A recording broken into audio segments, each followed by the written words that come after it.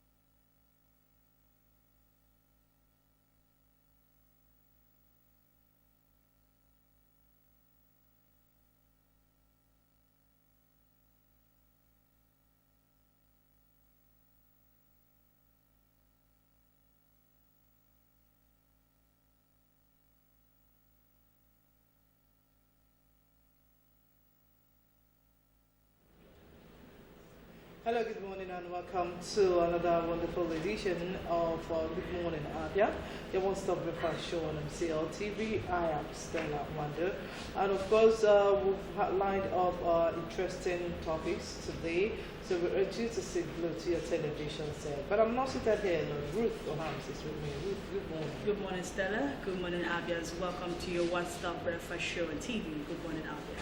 All right, like the way we do it, we usually start with the words of marble, just to change your mindset on things happening around you, and of course, the words of marble this morning.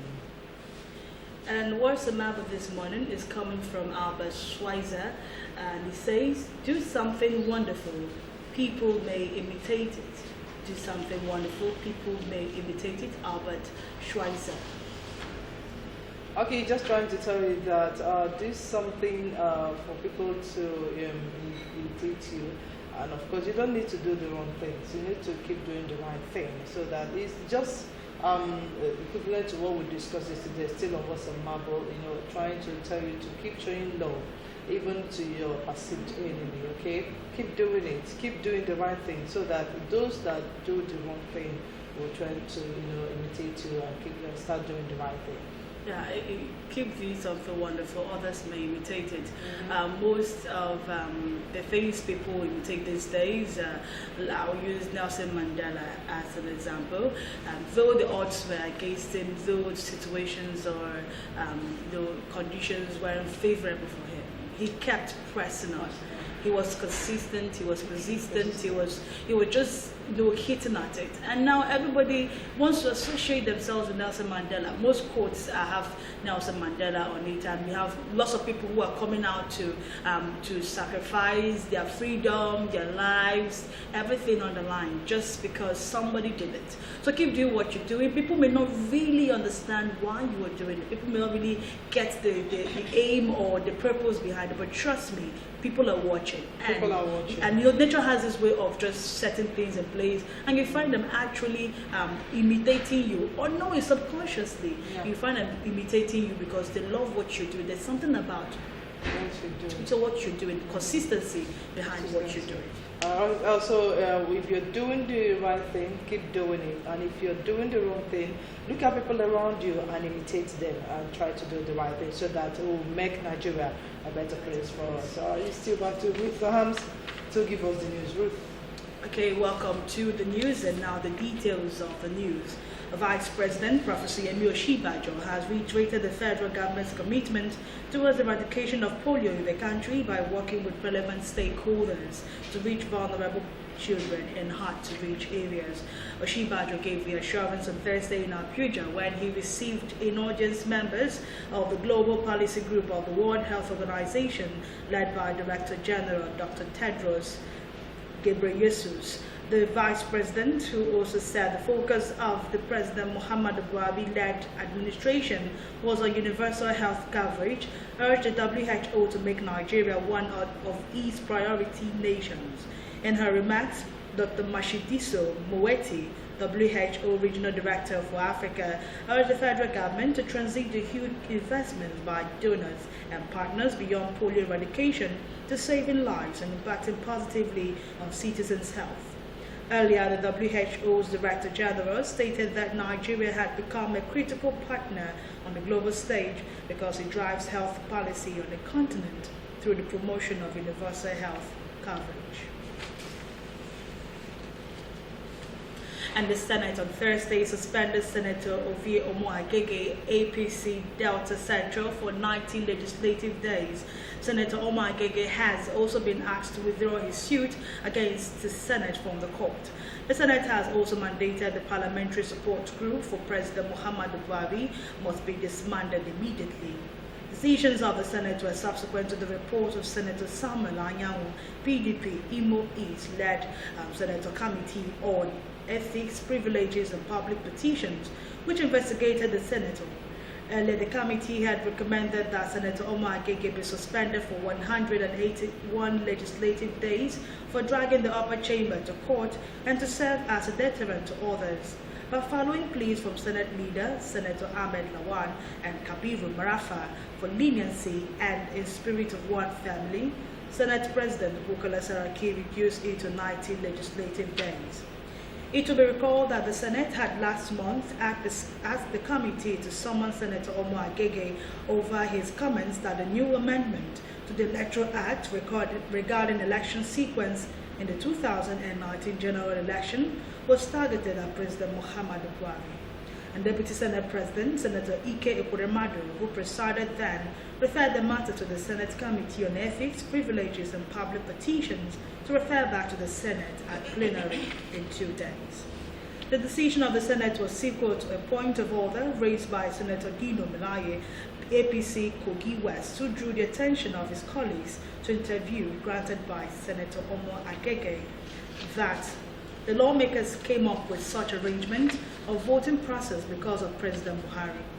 Senator Melaye, who came under Order 14, said that it was a very weak statement for a senator to conclude that decisions taken by the lawmakers were against the backdrop that they were teleguided. According to him, there was no way the senators, including him, would target the president when he traveled with him to all the states to campaign when, as at that time, Senator Omo-Agege was laboring in Labour Party. INEC electoral officer in Abia South has called on Abians to come register and collect their 2014-2015 permanent voters card. He made the call when MCL News visited Abia South and North local government secretariats to monitor the ongoing voters registration exercises. The report.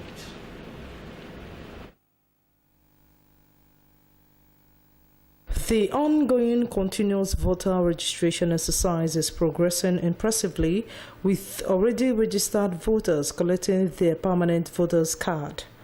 When our news crew arrived at the registration centers at Abia North and South local government area premises, we noticed increased activities of eligible voters who came to register and exercise their civic responsibility in preparation for the 2019 general elections. The registration exercise is hitch-free, though the officials of INEC explained that people are not showing enough interest, as many who came to register say their interest is to use the PVC for other official duties rather than for voting purposes. The major challenges we are having here is that some people will come in interest that they are here to register, but at the end of the day you find out that they have a different motive altogether. If you come here very early in the morning, you can meet about 200 or 300 prospective registrants. And if you share form to them, at the end of the day, you find out that we register about 150. The rest of the 150 will just go home with their forms.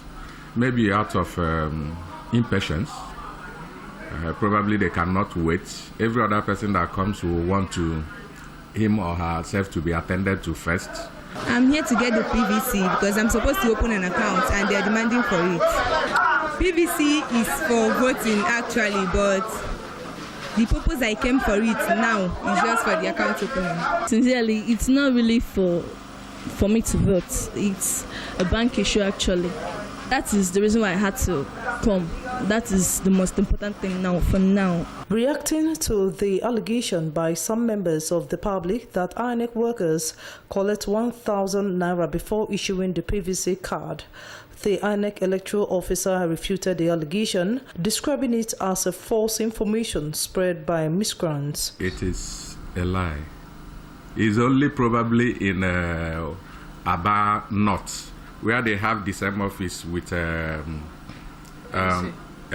so his aim said that collects 500 naira, not even 1,000 naira. Okay. But you can see here, we are not sharing office with anybody. Registration, everything we do here is free. Anybody paying anybody is doing that to his own detriment. MCO News spoke to some eligible voters who shared their experiences. I kwesịrị ịpụ ebe a n'ihi na otu kaadị a si wee dere anyị na-achọ eri since ahụ nwe nke anyị na-achọ asa anyị chọọ ebe anyị achọ ebe asa anyị chọọ ebe anyị achọ ebe nwe nke anyị na-ahụ a kwesịrị ịkpọta ndị ga-arụ ọrụ a dosa n'ihi ndị nọ na ọfịs nọkwa na-arụ nke ha ha kwesịrị ime employ ndị kwesịrị ịdị na-achọpụta kaadị anyị ndị mmadụ. The officials should be the one to select the card to make the work easier, because if you give me this thing to search, somebody may take another person's PVC. I'm here since morning, so the number there, the people that are doing the register, they are dull. The line is not moving, and there are many crowds here that are waiting to register. People to come and register, because as they are assuring us from now till next week that they will give us the normal service. Stakeholders in the Nigerian polity have advised all eligible voters to use the opportunity offered by the ongoing voter registration exercise to equip themselves to enable them vote for a candidate of their choice come the 2019 general elections. Stella Nwando, MCL News. The Academic Staff Union of Polytechnics, Abia State Polytechnic Chapter, continued with its industrial action after the institution held its matriculation ceremony. The action of the protesting lecturers, which delayed the commencement of the matriculation, was captured by MCL News. The report. The union, which began the strike action on Monday over an alleged non-payment of 11-month salary arrears, described the decision of the school management to go ahead with the matriculation as illegal. They further accused the rector, Professor Ezeonye Ibo, of displaying a nonchalant attitude towards their plight. This is the second day of our industrial action. The senior staff joined the industrial action, which our super counterpart started on Monday. Yesterday we commenced ours. Today is the second day.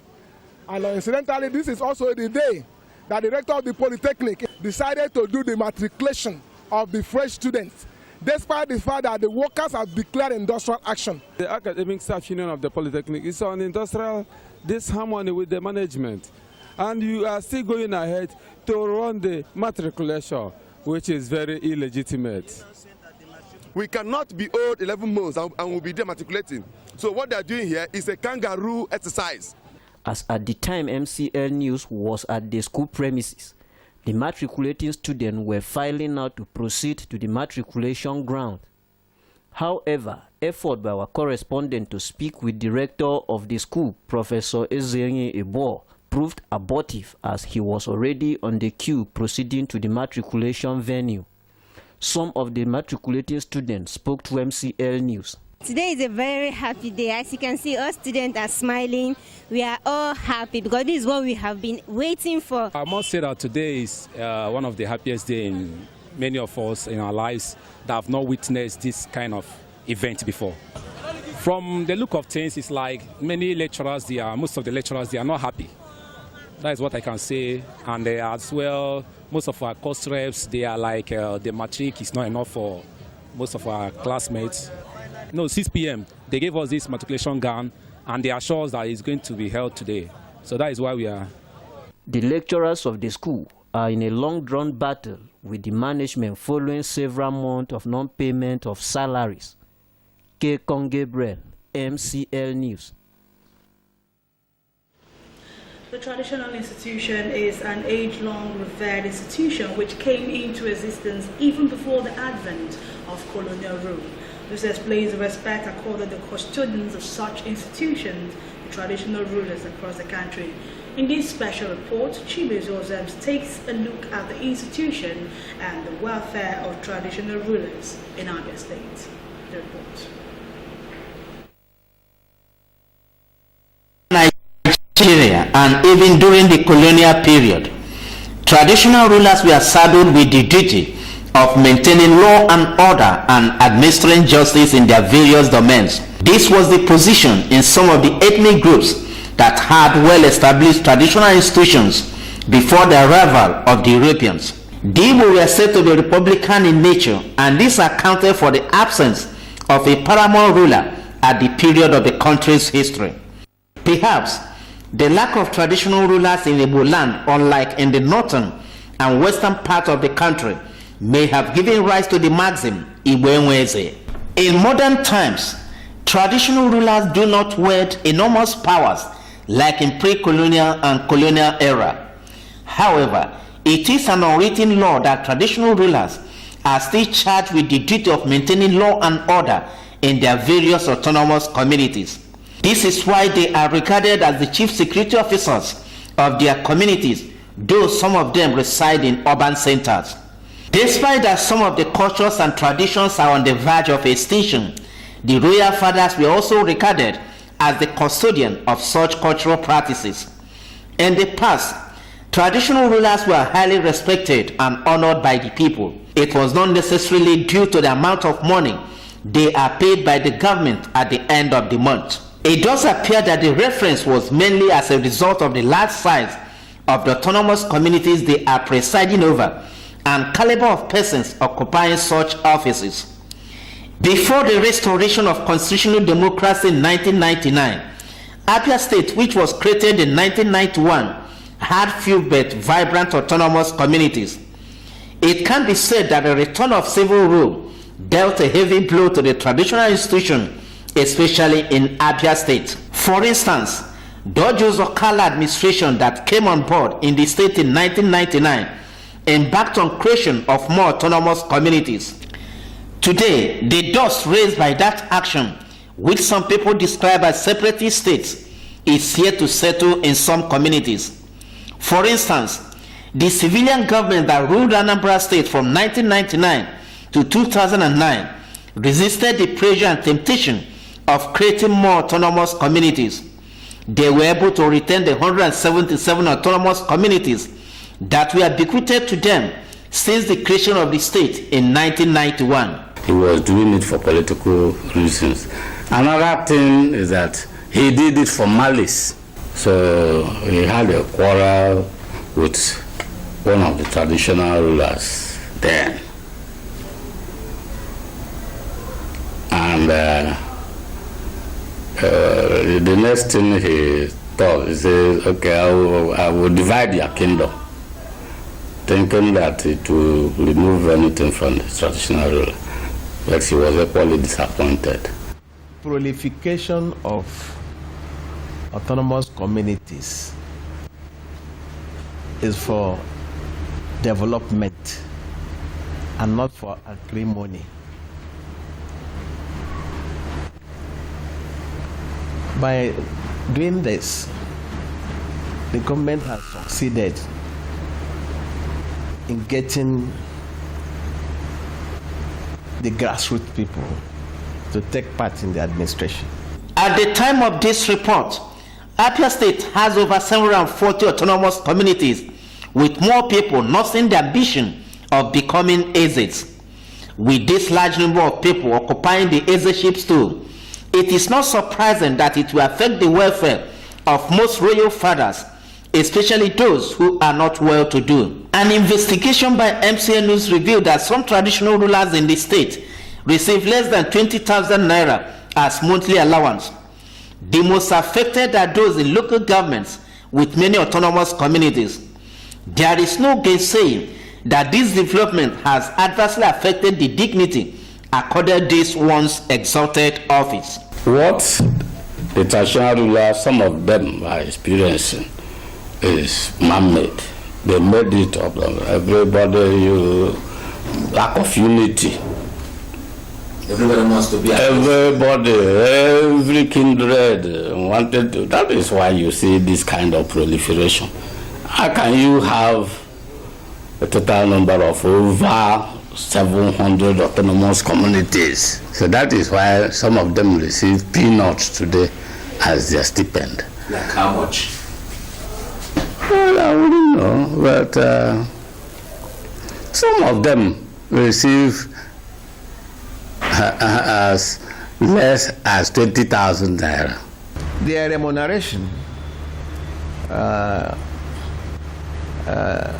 cannot be compared with that of Imo or Anambra. Some states who are paying 100,000 naira a month for each traditional ruler. Some of the traditional rulers don't look like traditional rulers. Some of them depend on this remuneration, which is nothing to write about. In view of the enormous challenges facing the state government, it does appear that the upward review of monthly stipend of traditional rulers is a dream far-fetched. Chimezie Ozems, MCL News. And with that, we've come to the end of the news. But Good Morning Abia continues with Stella Wando. Do have a wonderful day. All right, thank you so much, Ruth, for that news update. You're still watching Good Morning Abia. You must stop breakfast show on MCL TV. We'll go for a break. When we come back, more news headlines will be coming your way, but that will be on our newspaper review. Please stay with us.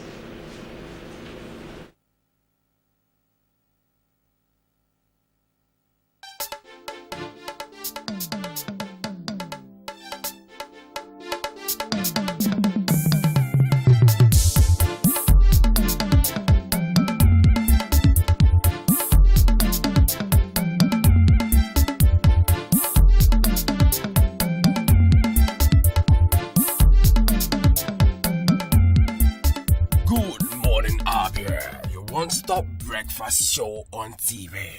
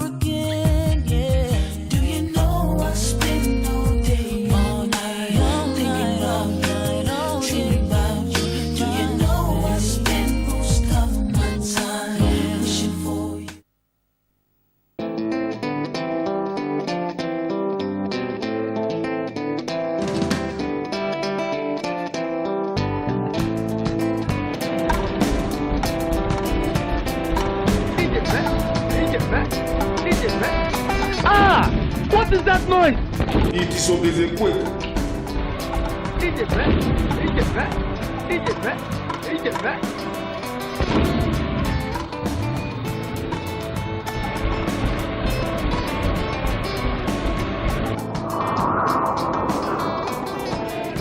What did they have? Yeah, now they're gonna go.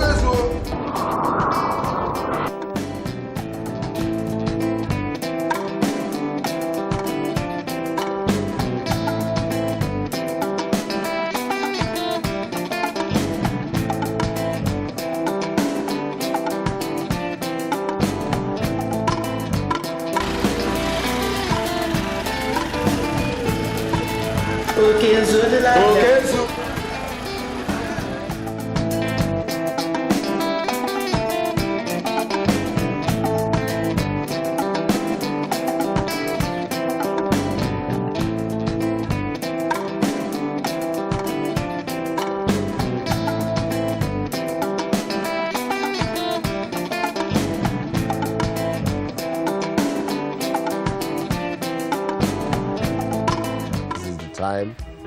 Abia.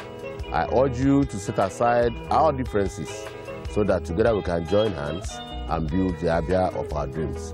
Remember that my word is my bond.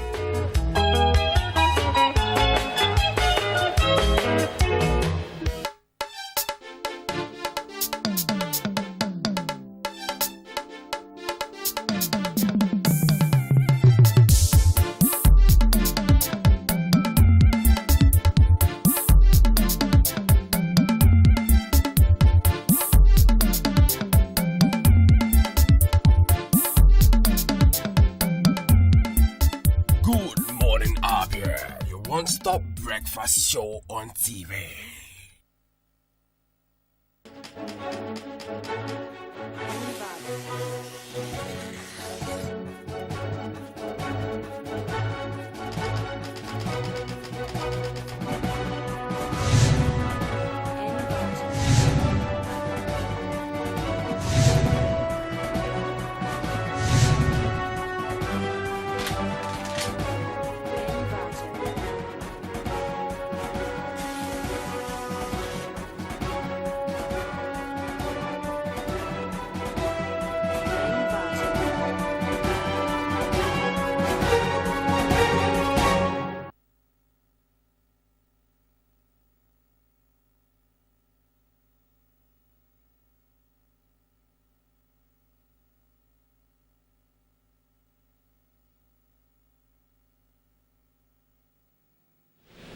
Alright, thanks for staying with us. It's still Good Morning, Abia, your one-stop breakfast show on MCL TV.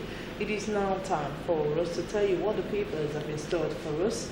And as usual, we are starting with the Daily Sun. At the top of the Daily Sun newspaper this morning, Electoral Act, Wike canvasses override of President. The story is found on page 10 of the Daily Sun. And of course, the major headline there, but a sad one, it says, as herdsmen spill blood, 25 killed in first Taraba massacre. Go to page 4 and get the details of that. Now moving down closer to the picture element, Enugu workers endorse Ugwanye for second term. It's found on page 9 of the Daily Sun. PDP accuses Buhari of non-transfer of power to Vice President Yemi Oshibajo, urges NAS to address power vacuum. Go to page 7 and get the details of that. Niger Delta, police nab most wanted Avengers commander. Go to page 5 and get the details of that story.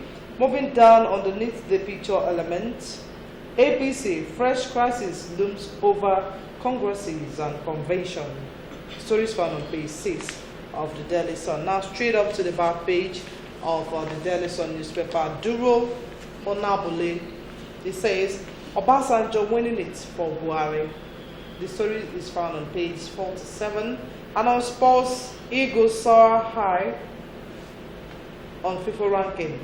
Let me take it again. Eagles soar on FIFA ranking. The story is found on page 45 of the Daily Sun. Moving down, Onohuke Public Spare. He says, Luther's lease and grandstanding of yesteryear. You can see the picture element of Lai Mohammed. And let me quickly read out something that is coming out from that headline. If the release of Luther's lease, for example, was wrong in 2007, it is equally wrong today. If what was wrong some years ago now becomes right in 2018, there certainly must be something wrong with the character of those who are changing their positions and the government they serve. But get the details that are at the back page. Moving down on Citizen Joe, go home and defend yourselves with stones, Governor Autumn tells IDPs. And the response said, David versus Goliath. How possible it is for the IDPs to defend themselves with stones. That is why he said David versus Goliath. And that is it with the Daily Sun newspaper. We'll move quickly to the Nation newspaper this morning. Top right, we'll start from the top right. There we've seen a picture element of CBN Governor Godwin Emefiele, and of course Super Eagles player Mikel Obi. Okay, it comes with two headlines there. Nigeria moves up 5 places in FIFA ranking. Nigeria moves up 5 places in FIFA ranking, and CBN banks support for SMEs to hit 60 billion naira. Details of these can be found on pages 46 and 12. Away from that, is saying Igbo need diplomatic warfare, says Ohaneze. Igbo need diplomatic warfare, says Ohaneze. And Mosop to President, address our grievances. Mosop to President, address our grievances. These stories can be gotten on pages 41 and 42 respectively. Away from that, we're seeing 2 picture elements there. Picture element of the Vice President of Nigeria, Professor Yemi Oshibajo, and the Governor of Abia State, Okezie Ikpeazu. And it comes with stories that Vice President Yemi Oshibajo left, and Abia State Governor Okezie Ikpeazu launching the Abia State Telehealth Initiative, Dial a Doctor Direct in Umuahia yesterday. Global Head of Client Relations, Afri-Exim Bank, Ren Awebank, left with former Governor of Cross River State, Donald Duke, at the Afri-Exim Bank Russian Exports Center's roadshow to boost Africa's aviation infrastructure in Abia yesterday. That's another picture element there. Underneath there, we're seeing inside, and the stories coming from inside are: Rivers urges federal government to fix East-West Road. River State urges government to fix East-West Road. And Emmanuel's aid defects. Emmanuel's aid defects. And page 41 is where you can get detail of that story. Okay, and the bleeding headline under that is row over Buhari's link of killer herdsmen to Gaddafi. Still the story, people are dogs are wagging over the president's statement that killer herdsmen were trained by Gaddafi. Row over President Buhari's link of killer herdsmen to Gaddafi. Tempers flay in Senate at Shagay, Balarabe, Abakoba, others, Tifa, 30 killed in Taraba, Benue State. Not a nice one, really a sad one there. Underneath that, states battle over oil blocks. States battle over oil blocks. Continuation of that story can be found on page 6. And lifting Owando suspension in order. SEC lifting Owando suspension in order. And of course, still page 6, that's where you can read up the continuation of that story. Underneath that, workers endorse Ugwanye for second term. Workers endorse Ugwanye for second term. Oshibajo launches Abia Telehealth. Page 42 is where you can read up all of that story. And we'll move to the back page of the Nation newspaper, where we are seeing Today in the Nation, and this time around is coming from Olatunji Ololade, and I'll be reading what's written here. He understands that the work of immediate aid connotes the soul struggle against the body. Thus, he rejects the role, knowing that as immediate aid, he would suffer the affliction of languid. And of course, the statement is not complete, meaning there's something missing there. Actually, for us to deeply think about it. Olatunji Ololade, Today in the Nation. Comment and debate is following there, and Shegun Badagashin is a writer, and it comes with the story, President Buhari and the headwind ahead. Buhari and the headwind ahead. It has a picture element of the federal, of the President of Nigeria, President Muhammadu Buhari, and I'll be reading what is written here. Can Buhari count on his party to confront the headwind ahead? A leader of the National Assembly recently expressed to me his concern. According to him, the greatest threat to APC is internal to it. He discountenanced the opposition as weak and disorganized. Hardball is underneath, comment and debate. Hardball today, we are seeing a story, vote buying and vote selling. Still on election 2019, vote buying and vote selling. to know who is buying and to know who is selling and to know what is actually talking about, I suggest you pick up a copy and move to the back page. Handball is the title of the story. And Ripples is the character there beside it. Man arrested with gun at robbery scene denies being a robber, says news. Man arrested with gun at robbery scene denies being a robber. And we're seeing a man there laughing and he replies, now you are guilty of 2 offenses, armed robbery and lying.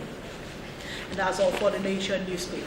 And coming to the New Telegraph, which is the last on our desk this morning. At the top there, it says, anger, frustration over poor telecom services. We are helpless, says operators. It's found on page 5 of the New Telegraph.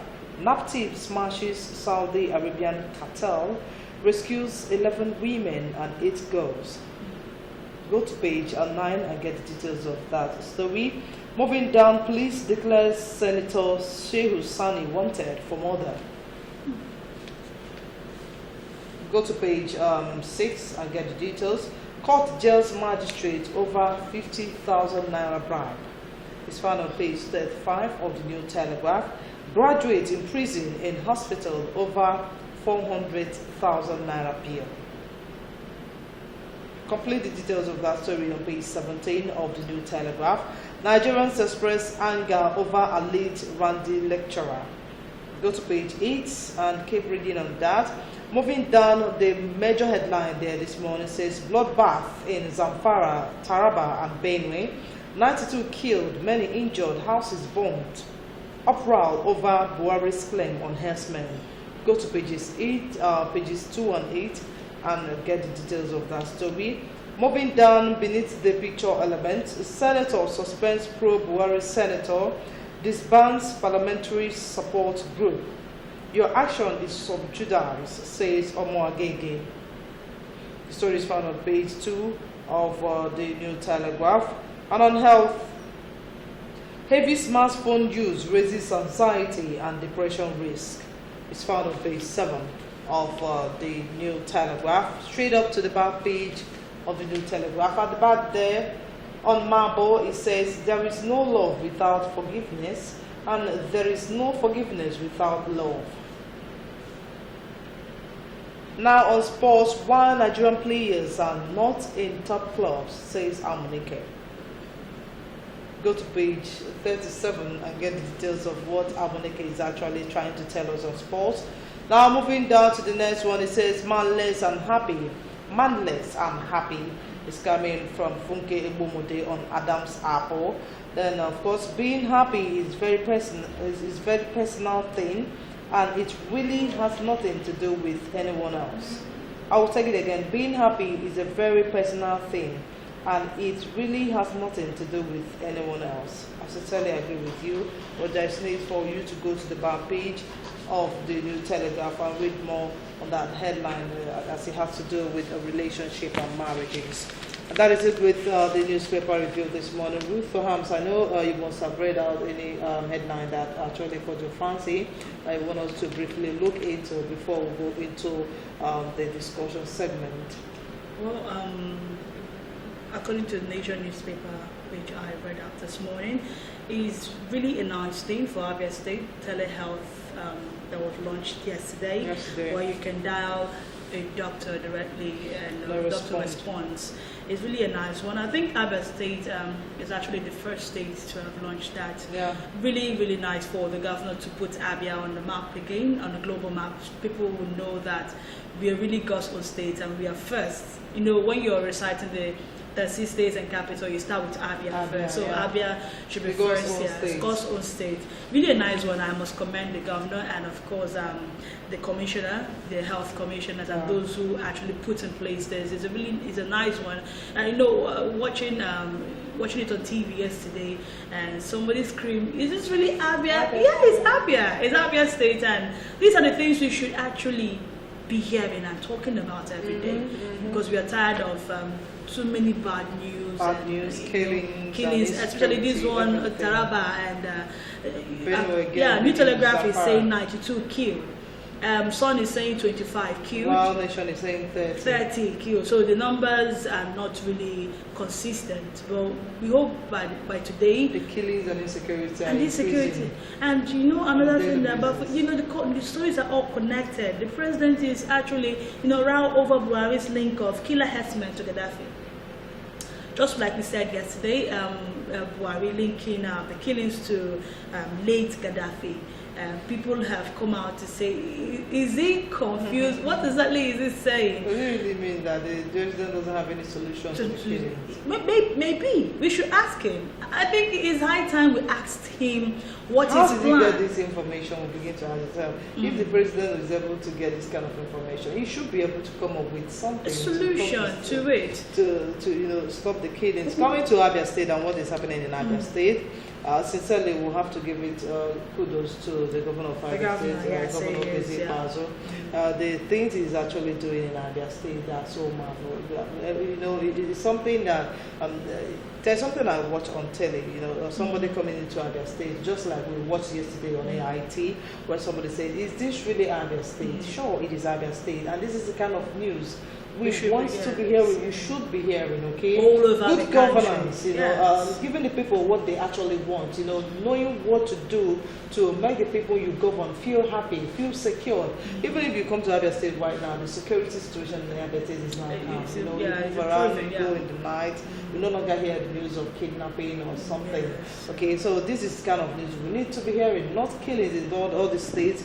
Bloodbath in Zamfara, Taraba, and Benue State. I think the federal government right now needs to step up their games to stop the killings, okay? Because when everybody is killed, who will be there for you to vote? Even the 2019 election. You've declared.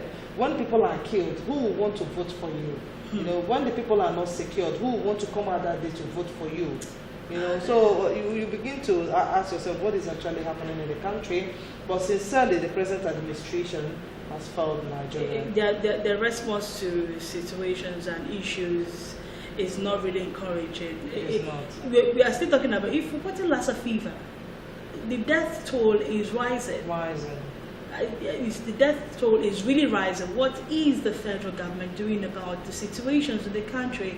And you now see that the more why we're even talking about what's happening, and no one is happening tomorrow. It's just the administration where we have old men, that don't really know what to do, because when you talk about health, Adewale, as old as he is, I don't know what he's doing. When Ebola came, when Onyebuchi was the health minister, it was so quick, the way they curtailed it, they handled it very well. Yes. But Lassa fever has been there, killing, and the death toll is rising, and more states are being affected. Looking at that man's age, he doesn't know what to do to control it. But it all boils down to letting the youth take charge.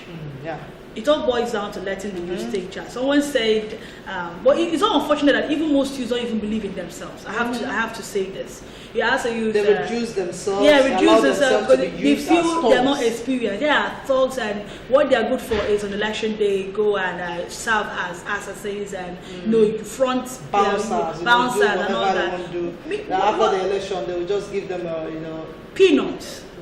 Peanuts, that is peanuts really enough? Is it really is it commensurate to your future, to your destiny, to your tomorrow? We've always been told you are the leaders of tomorrow. Even till today, we are still told when is tomorrow going to come? They've not been given the chance.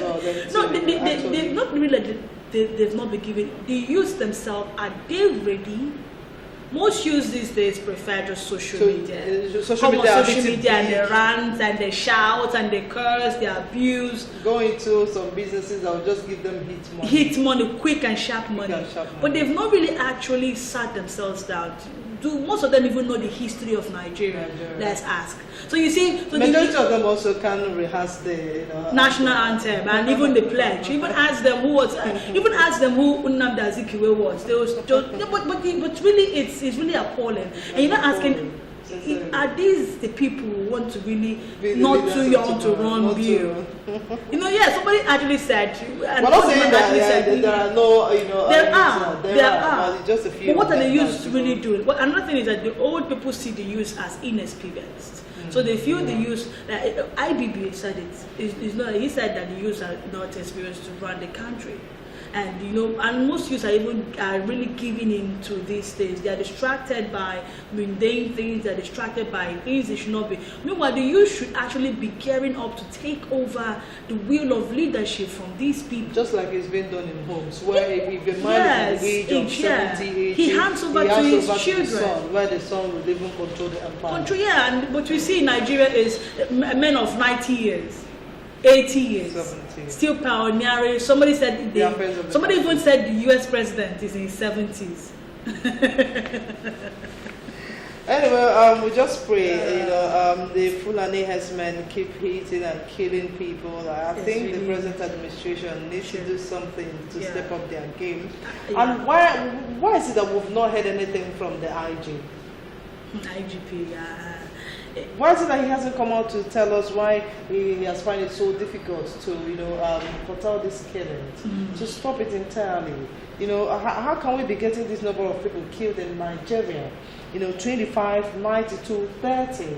It's still appalling. Have you forgotten he was given ultimatum? And what did he do about it?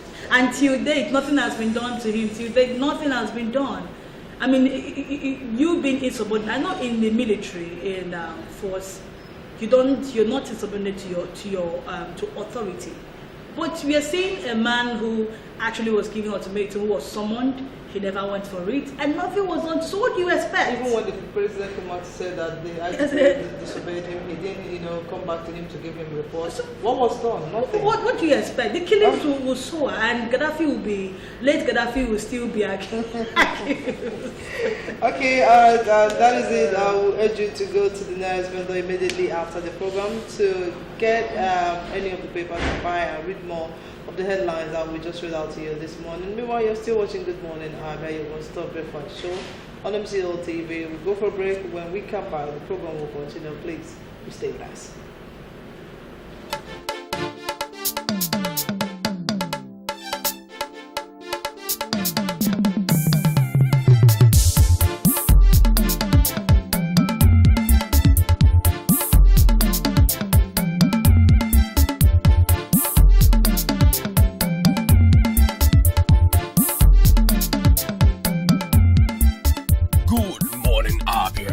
One-stop breakfast show on TV.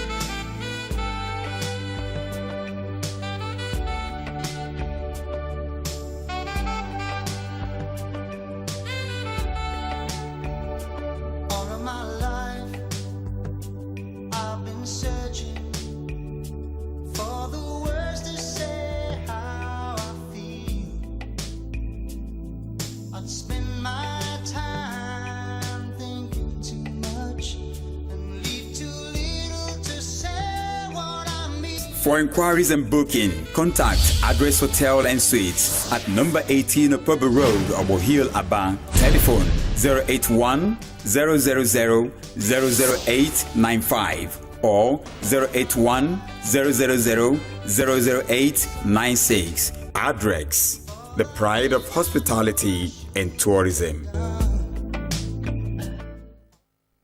Have you heard of Prescal World and Heaven Auctions Limited? Prescal is a home of direct image right here in Abia. Why go to Lagos or Port Harcourt for your direct image jobs?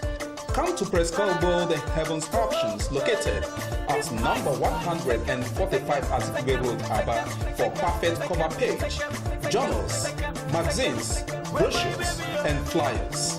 We also offer printing services in digital flex and billboard, window graphics, posters, stickers, heat transfers, ID cards, complimentary cards, monogram, and car branding.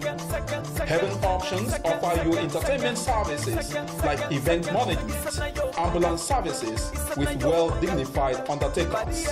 We can also boast of 3 months ordinary program in computer training, 6 months certificate in computer training, and 1 year advanced certificate in computer training. Why not visit Press Call and experience that quality jobs? For inquiries, call 080-3322-6115, 070-4024-7196, 070-8469-8165.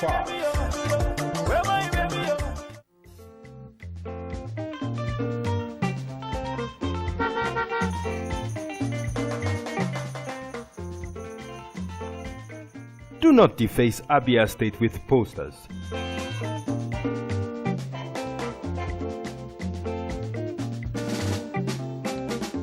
Do not defecate on our streets. Do not litter Abia State.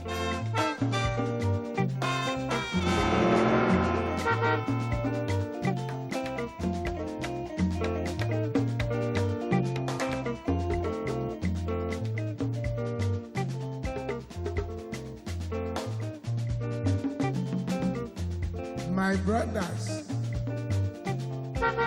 I say wetin man go do for this world where people no go talk. If you chop, Do not urinate in public places. you no chop, dem go talk. Wetin make we do for this world? I say make we dey do the things wey we carry for heart. Na so world want am. Abi no be so? Keep Abia State clean. This message is brought to you by MCL TV.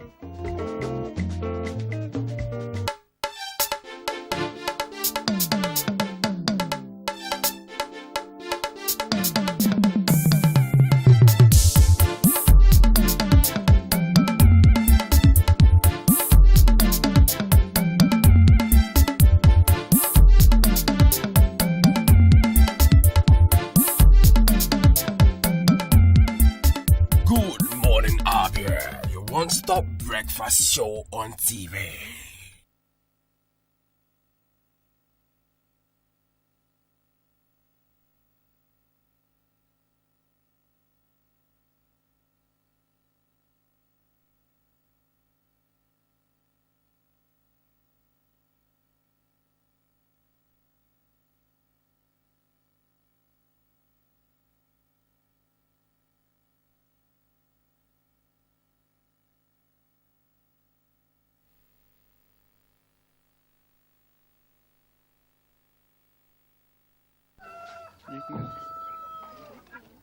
Ebisandwana. Mandon. Hayi ufuna ukubona. Cha Mandondo sithi asifike lapha. Ehe. Ehe. Yalwa. Iyalwa impi. Hawu. Cha siyahlukumezeka khonto. Aha.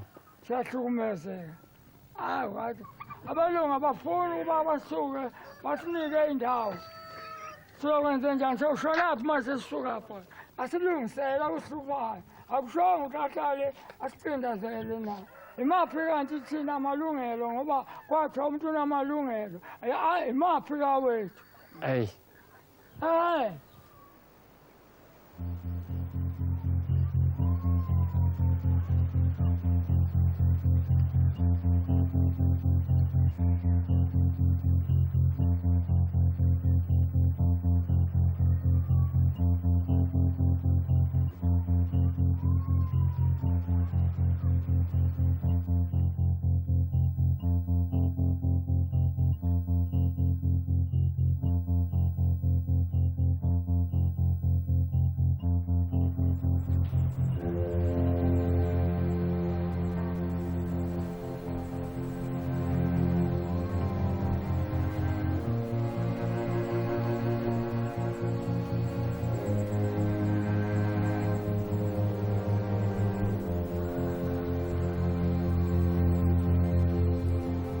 have seen that Amakosi are selling land to business people, mining companies, giving land to foreigners to build malls.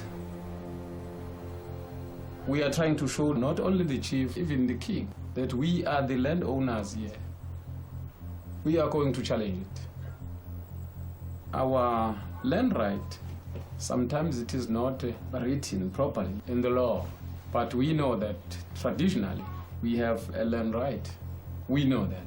This is my land.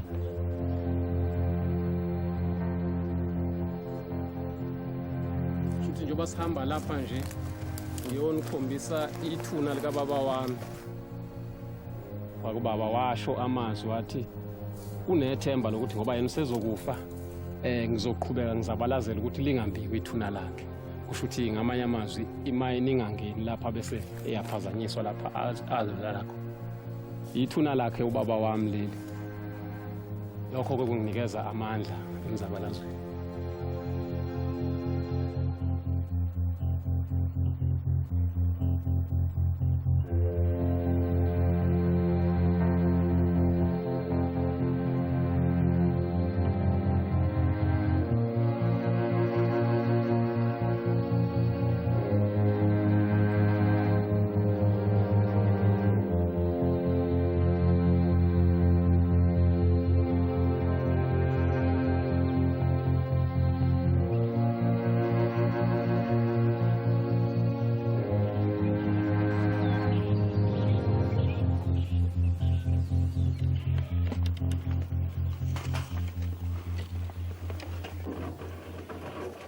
Ngumnye umholi wabantu basemakhaya abacindezelwe nabantu abangayitholi intuthuko noma abayithola kanzima. Ngakho-ke kungumsebenzi wami lo kuhambe ngibagqugquzela abantu ukuthi bakwazi ukuthi balwele amalungelo abo.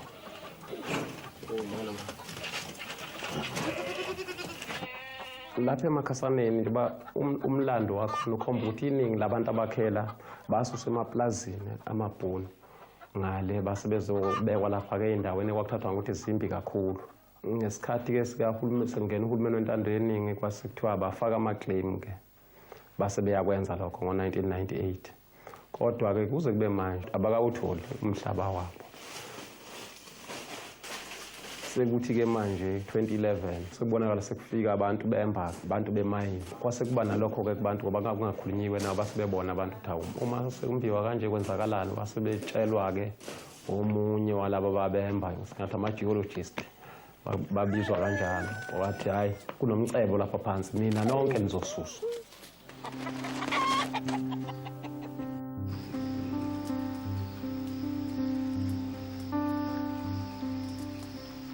I'm Stayeni.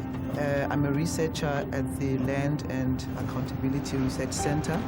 We work with communities like Mabusos. We look at whether the law and constitution are being properly applied and help communities enforce their rights where we can. So we are here today to talk about the problems they face with the plan to start mining iron in this area.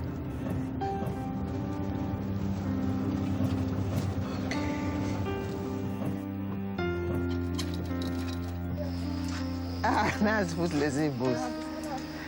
Sanibona. Look. Hamba kanjani? Ephile. Hayi, hamba kahle. Umoshile nakhona njengala. Imoshe kakhulu ke khona. Yeah, kwafika fulo nani. Abe prospector kodwa useyiqedile. Hey! A company called Jindal Mining has been prospecting in the area of Makasaneni. They plan to develop an open-cast iron ore mine. Nobody told the community before prospecting started. They just woke up one day to find mining activity on their land. Benza umonakalo le mine le iza nomonakalo kunokuthi ize nokulunga. Futhi iza nokungakhulumi nabantu abakhile endaweni nokungabahlonipha abanye abantu. Akekho umunye umuntu okufuneka yazi icabanga sengathi yonke indawo yenkosi.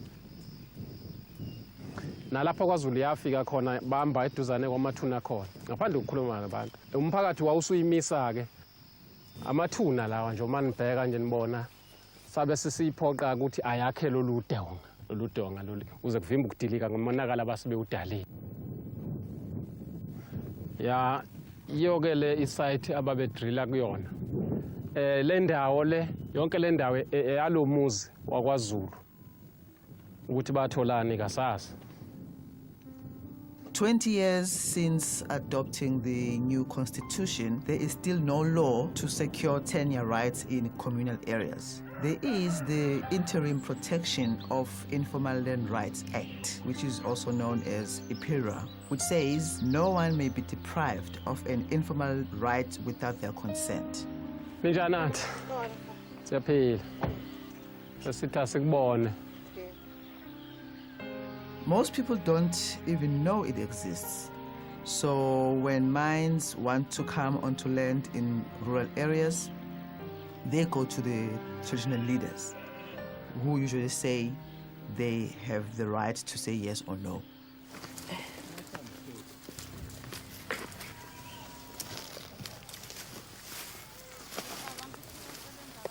Indaba ukuthi bayahamba la ngabona nje imoto ifika zayingena zimba kwathiwa imayini la ihamba manje ngakwathatha ngazi ngizokwenza nini ngangitshala kuyiklabishi utamatisi o-anyanisi bami lamanzi la ayenzeka la egobhoza ehlala la kwavele kwakugangatheka kwanje afika boliswa wonke ubhatata wami lapha ezansi wabola waphela inkani sho ukuthi-ke ngangakwazi-ke uba ngikwazi ukuthi ngisebenze bangazange beze bekhulume futhi nami gangathekile ngilapha akwenzeki lutho amanzi lana ephuma phansi amhlophe ishona la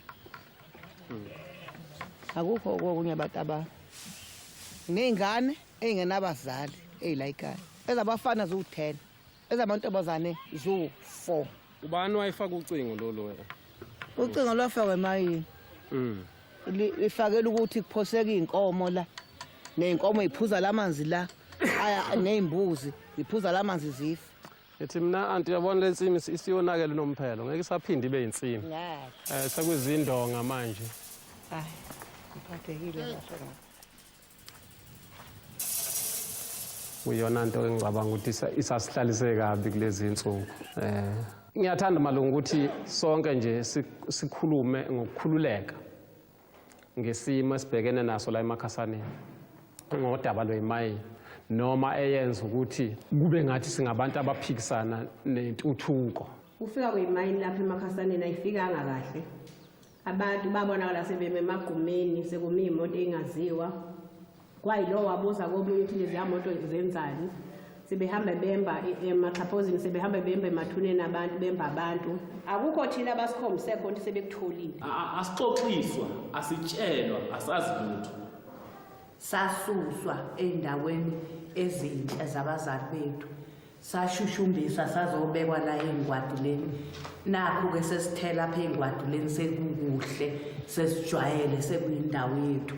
Manje futhi sekuqhamuka imayini zizofuna ukuthi ukusisusa la zisishushumbise kusho ukuthi sogcina sesiphila bakithi bazalwane phezu kwesihlahla njengenyoni isindize emoyeni singenayo indawo esingeyethu. Umubuka ngapha ngemuva kwethu gcwele amaplaza abelungu gcwele imoba gcwele amahlathi ogumtree. Abantwana bagcina sebevesta sinalo ilungelo lokuklema imihlaba yethu esayiphucwa amabhuku umhlaba owakwaZulu. Thina ngoba nakwezinye indawo lapho sesihambe khona sivakashele ezinye indawo siyobuka ukuthi kuleyo ndawo la esifike khona umphakathi wakhona uphila kanjani. Siyathola ukuthi kwezinye indawo impilo kayikho ngenxa eyazi imayini. Manje na ke thina ke sasingakujabulela kanjani ukuthi mhlawumbe sivele sivume nje ngalokho ukuthi cha ilungile hambani. Ebese kudaleke iningi izifo engeke imayini sisize futhi kulezo zifo ezobe sezisiphethe. Lapha siphila khona kulomhlaba wethu emakhasaneni njengoba siphila khona nje yaka sikwazi ongaphansi ekujuleni komhlaba emathunjini kodwa la siyaphila siphila impilo ngoba siyatshala konke sikuthola khona nemfuyo yethu iyakhululeka. Engithi ke njengoba silwa nje thina silwela umhlaba wethu amathuno obabamkhulu akhona nje obekhona nje siyolwela lelizwe siyoze sife silwa mhlambe bokhululeka ngaleso sikhathi mathi sifile asikusabi ukufa siyalala sivulile noma eminyango manje mabethi bazuza bezosibulala ngoba kuyokwazeka ukuthi safela ukuthi imayini asifune endaweni esakhe kuyo asenayo enye indlela yokukhulumisana na yiphi indlela esizophuma ngoba sekukhombisa ukuthi sekuyaliwa Hey! Walabo manje! Babalabo! Yaphoda lapho sukani! Wathi maliqala lolu daba abantu babuza ukuthi wena nduni uyazini yathi ayazi lutho. Base bebuza ukuthi akwenze kanjani izinto endaweni ukhona ungazi yathi yona ayi nama ngazi ukuthi ngeqiwe kanjani. Kusukela lapho induna yazi imbandakanya yaba kanye nabantu becela inkosi ukuthi ayizobachazela nomasipala. Inkosi yavele yafika yavuma ukuthi yona esayinile. Base bethi abantu usayine kanjani ungasange ukhulume nathi naye sithi ayengenza iphutha Mama sekuyinduna nje yona nduna endala le kuza zonke induna ekhona usephathe namakhosi amathathu Nakho-ke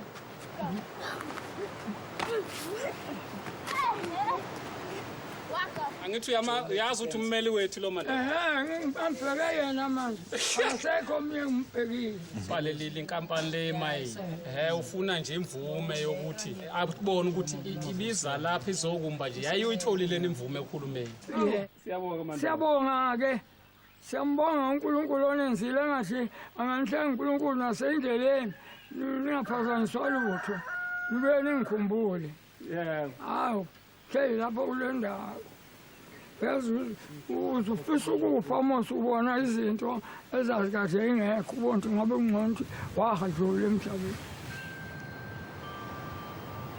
In KwaZulu-Natal, most of the land is held by the Ingonyama Trust, which was set up during the dying days of apartheid. The Zulu King, King Goodwill Zwelithini, is the sole trustee of the Ingonyama Trust. He is also its main beneficiary. Mavuso's inquiries about who authorized the prospecting revealed that the local chief had given access to the land. The surface lease was signed by the Ingonyama Trust. So it appears that the Ingonyama Trust has entered into many of these agreements without consulting communities, and people are noticing. While the mines play an important role in improving the quality of life of rural communities, this approach should not be just singling out a few individuals, but a community. I don't believe that. I don't believe that. Oh, now to the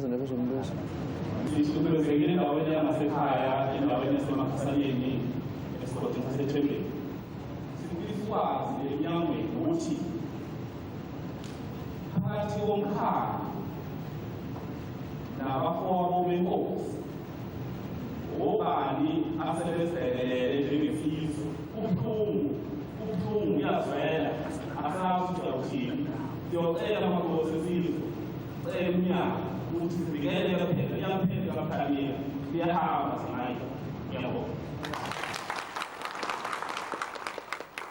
ya kodwa ngiyawuthanda umbuzo wakhe ngoba phela akalwi namuntu ufuna ukuchazelwa nje inkosi isuke ivuma ukuthi intuthuko ingeze endaweni ngokulandela umthetho abaningi benu akekho noyedwa wakwathi kwingonyama trust sisacela nizosichazela wathini ukukwenzekani kodwa kunalokho siyasithole sesibheka kwathiwa sihlangene nenkosi sathengisa umhlaba. Judge Ngwenya was not speaking the truth. In the meetings we had with the traditional council, we said we need Ingonyama Trust to be in those meetings. They didn't pitch up. That's a very bad thing. We have a land right, and they are holding that land on our behalf. That will be bad.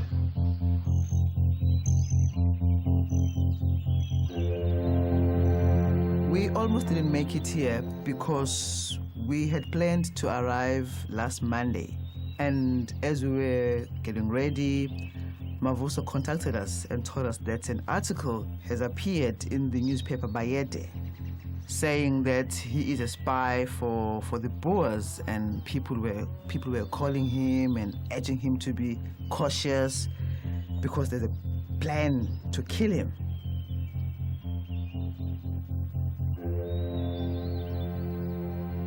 Bese ngifonelwa intatheli uMandla eBayede ikhuluma ukuthi mina ngihlangane namabhunu ngihambe ngene imizi nemizi angifuni umhlaba ubuye umhlaba oklenywa ingonyama ngiyaphikisana naye nasemakhasaneni ngifuna amakhasana kube indawo ezimele engenankosi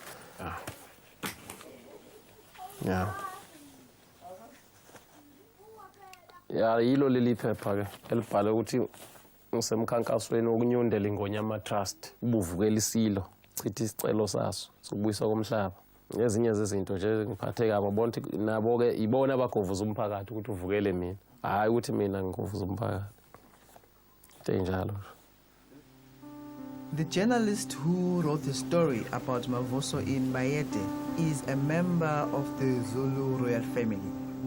He and his brothers, or Abantwana as they are called, seem to have a financial stake in the development of the mine. Abantwana are the royal family members, brothers of Inkosi or the chief. They came as people who were supporting the chief. They are the one who won the mine at Makasane. They thought of using violent tactics and they tried to dispose Induna. We said, no, that can't happen.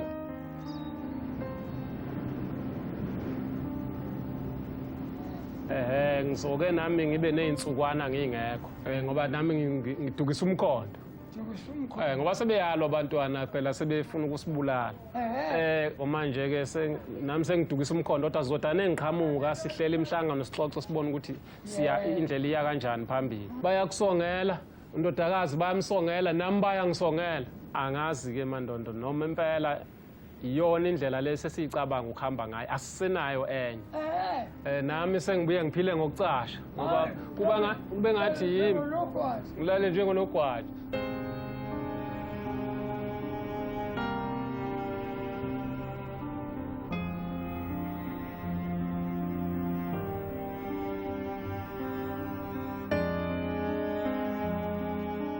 Kwakungu-November ka-2013 sathola umbiko la ngomunye owasihlebela kusho ukuthi umuntu owayethengiwe wayeyinkabi kuthiwa akazobulala la afuna umuzwa kwamavuso athola umavuso.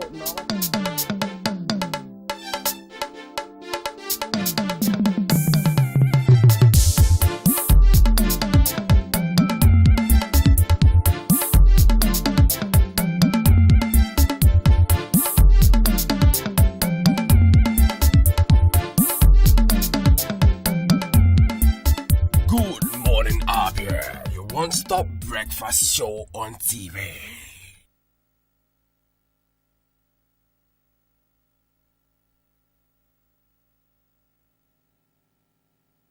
Thanks for staying with us. It's still Good Morning, Abia, your one-stop breakfast show on MCL TV. It is now time for us to discuss, and of course today we are looking at Buhari links Gaddafi hitmen with killer herdsmen. But before I introduce my guest, President Muhammadu Buhari has said irresponsible brand of politics played by some unnamed persons were responsible for the perennial farmers-herders clashes that have claimed hundreds of lives across the nation in recent months. Mr. President also said the crisis predated his administration, but added that enduring solutions are being worked out to stem the bloodletting. He also explained why he recently declared his intention to run for another term in office on Monday, April 9, 2018, during the National Executive Committee and its meeting of the All Progressive Congress, APC, receiving the Archbishop of Canterbury, Justice Welby, in London Wednesday. President Buhari gave his reasons, and I quote, "I declared before leaving home because Nigerians were talking too much about whether I would run or not, so I felt I should break the ice. We have many things to focus on, like security, agriculture, economy, anti-corruption, and many others. We needed to concentrate on them, and politics should not be a distraction. The majority of Nigerians appreciate what we are doing, and that is why I am recontesting. The president recounted some successes of the administration to his guests, with whom he has built a deep friendship in recent times, and was quite particular about strikes in agriculture. We have cut the importation of rice by about 90%, saving billions of dollars in the process. People who rushed into petrol money have now gone back to agriculture. This is one of the things he said. Then on the war against insurgency, the president stressed the need for continuous education of the people so that they can be free from religious manipulation. Added that no true religion advocates the hurting or killing of the innocent. Responding to his guest's comment on the clashes between herders and farmers in different parts of the country, the president also gave his position, and he said, "The problem is even older than us. It has always been there, but now made worse by the influx of armed gunmen from the Sahel region into different parts of the West African sub-region. These gunmen were trained and armed by Gaddafi of Libya. When he was killed, the gunmen escaped with their arms. We encountered some of them fighting with Boko Haram. Herdsmen that we used to know carried only sticks and maybe a cutlass to clear the way. But these ones now carry sophisticated weapons. The problem is not religious, but sociological and economic. But we are working on solutions." The president lamented that irresponsible policies has been brought into the farmer herders crisis, but assured that enduring solutions will be found and justice done to all concerned. On Leah Sharibu, the schoolgirl from Dapchi, still being held by insurgents, reportedly because she refused to renounce her Christian faith, the president said, and I quote, "We are managing the matter quietly. Making noise will not help. We are collecting as much intelligence as possible, working with the Red Cross and other international organizations. There are too many fraudulent people around. We claim they can, who claim they can do this and that. We won't deal with them." That was how we got the Dapchi schoolgirls back and the Chibok schoolgirls. Now, of course, to discuss with us on this, comment of the president is Prince Chilaka. So good to have you on the program this morning. You're welcome, Stan. Thank you. All right, and of course, looking at some of the distance that the president said, and of course, the president said that the irresponsible brand of politics played by so many unnamed persons were responsible for the perennial farmer headers clashes.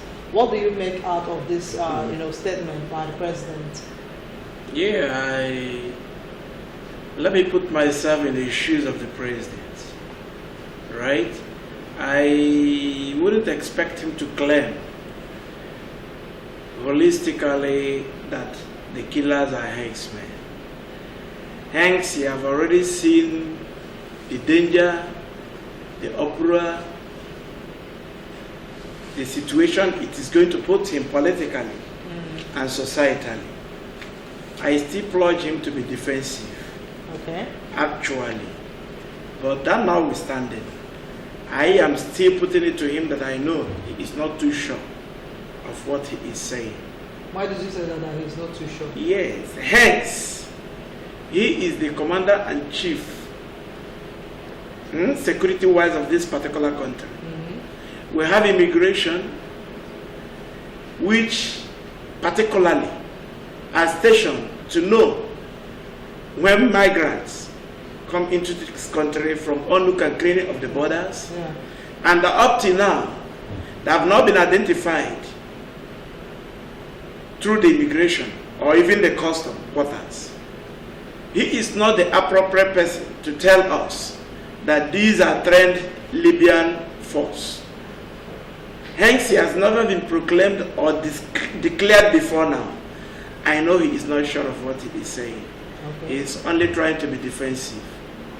That's my own understanding as far as that statement is concerned. Okay.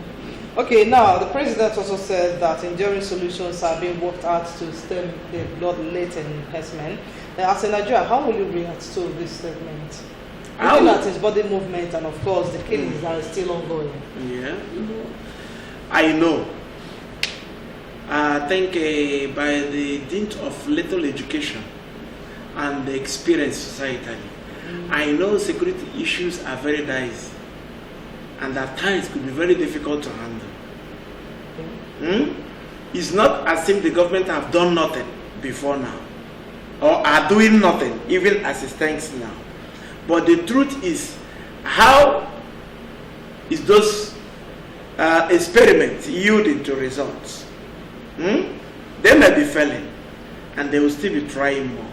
However, irrespective of how he is putting it, I want him to understand something. What the president should understand is this: the world, not even Nigeria, are watching his utterances. Yeah. And his speeches speaks for him. Okay. Subjectively or objectively. Ideas are different. Yeah. People are understanding him in many ways. But what I tell people is this: you may be the president tomorrow. I may be the president tomorrow. We should organize them and manage our temper while talking to our president. Okay. Even when he is faulty. We are there to address, control, and even advise him politely. Take for instance, hold your temperature. Okay. There are certain comments that comes out of the presidential quarters, Okay. which from professional point of view lack advice. At times, some people like us will ask, what is the advisor on media doing? If a president can come out and say such a thing, knowing that everybody's ears are itching to hear from him, I condemn most of those statements. But I don't blame him directly, because I blame those people employed for that particular duty. What matters is whether he gives them the job to work or he allows them to do their duty or not. But ordinarily, we shouldn't blame him. Rather, we should blame those SAs on that particular medium. Okay, you said that the president is not sure of what he actually said concerning Gaddafi's men being responsible for this killing. Yes. Don't you think that they must have done investigation for them to have come up with such, information? And what do you think that the president is finding it so difficult to, stop the killings in the country, since you know that they are linked with Gaddafi's? No, sir. If actually the president must have conducted investigation to be assertive of what he is saying, right? We still demand the proof of what he is saying. Okay. That is why I say he is not sure. I am trying to provoke him, right, to get me more information as regards to his statement, for me to believe. I am not an ordinary Nigerian who hears and believes what I see. No, you must prove it beyond reasonable. That's why I say he is not sure. Because I know the areas this information should come, not even from his angle. It's not his prerogative to tell me that Gaddafi-trained forces are killing people in Nigeria. It's even more indicting than believing. So what do you think will be the reason, if actually these are Gaddafi's men, what do you think will be the reason that will prompt them to, start killing people? Sir, the truth about this is this. In as far as I have believed that it's not Gaddafi's men, I can't even talk about it. Are you getting me? Okay. As I'm speaking with you, I am strongly willed that those men are not Gaddafi's men. Does it mean that the president is being misinformed by his security chiefs? Is that what you're saying? What I am saying is that he is not sure. Hence, I'm saying he is not sure. I want to provoke him to get me the proofs from even those his security men that these are Gaddafi's men. Then let's see how they come into the country, how they penetrated, have a grant up to the extent of trying to eject the owner of the cities or even landowners out of their area. They must have gotten some power or autonomy or citizenship rather to exist in this country. Those processes must be seen. And then if that is the case, the president should not tell us that no, don't go that area. I don't want to implicate myself the more. All right, thank you so much. It's still Good Morning, Abia, your one-stop breakfast show on MCL TV. The line is right now open for you to call us and, of course, to make a contribution. If you also have any question to answer our guest here, he is into security. He will feel free to answer your question. But don't forget that you must reduce the volume of your television set for easy communication. Still, like the president gave reasons why he, showed his intention to run, because his administration has more to focus on security, agriculture, economy, anti-corruption, and many Nigerians appreciated and prompted him to contest. Now, let me ask you, before somebody's on the line. Hello, good morning. Hello? Good morning, sir. Good morning. You're welcome. Tell us your name and where you're calling us from. My name is Chemela. Chemela, your contribution, please. I think I want to disagree with your guest a little bit. Just a little bit. When you say that he's giving the president advisor, I don't think I agree with you. Okay. He's the president. You say that he doesn't see it as an advisor.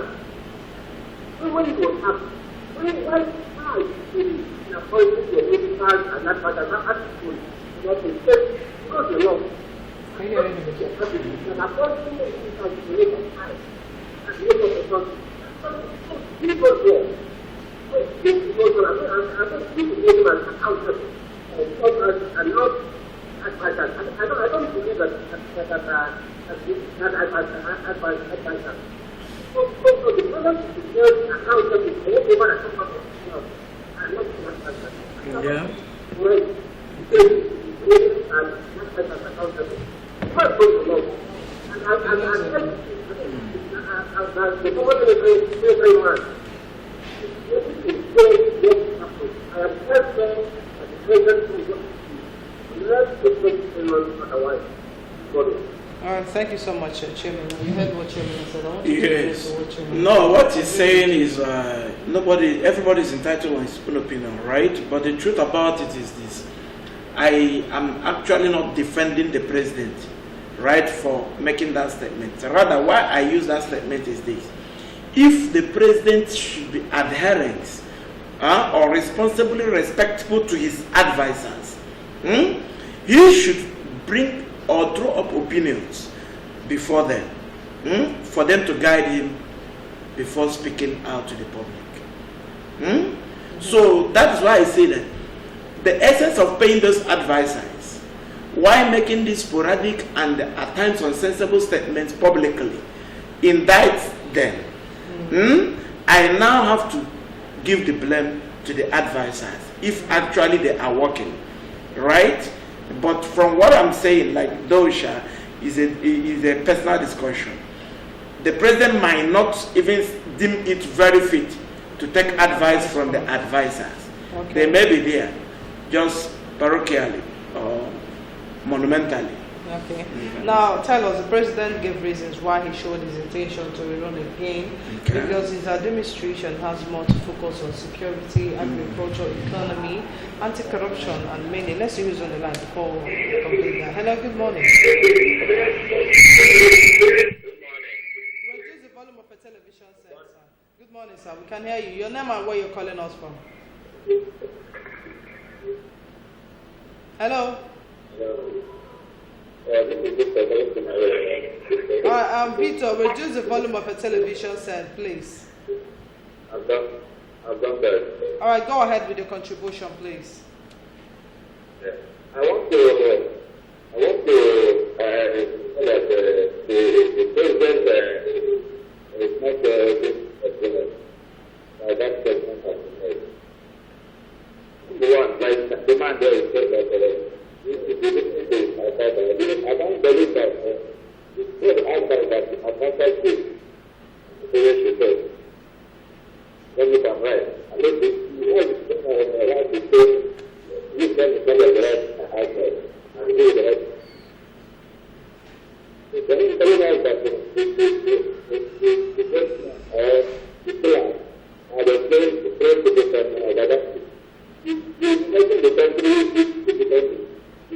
defend himself.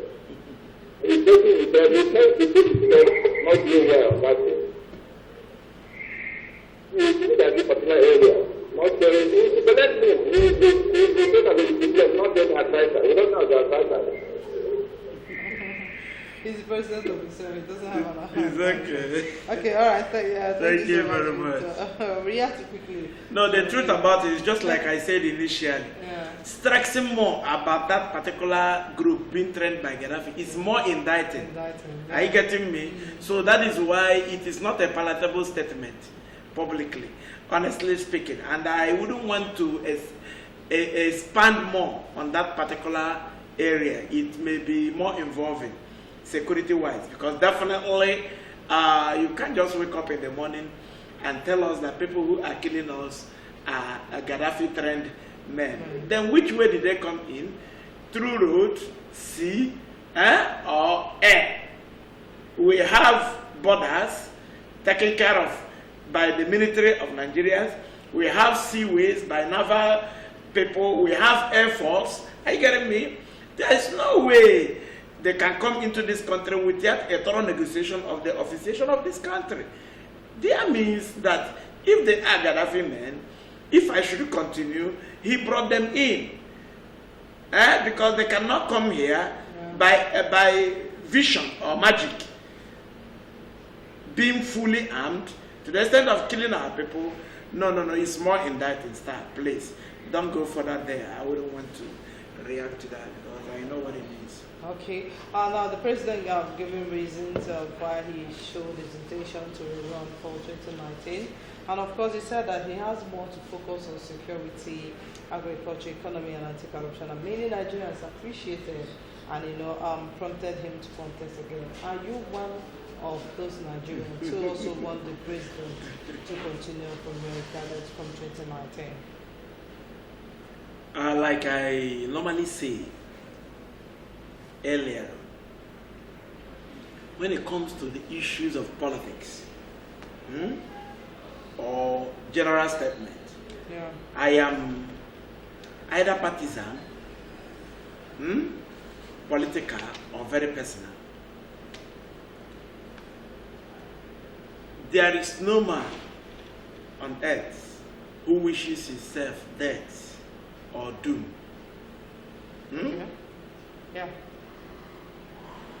Even when you are ugly, you see yourself to be very beautiful or handsome. That is self-acceptance, right?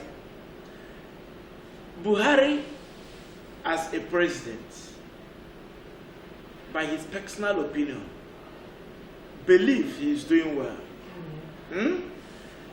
Believe that he has a lot to give. Believe that through him, Nigeria will be brought to a limelight. These are his beliefs.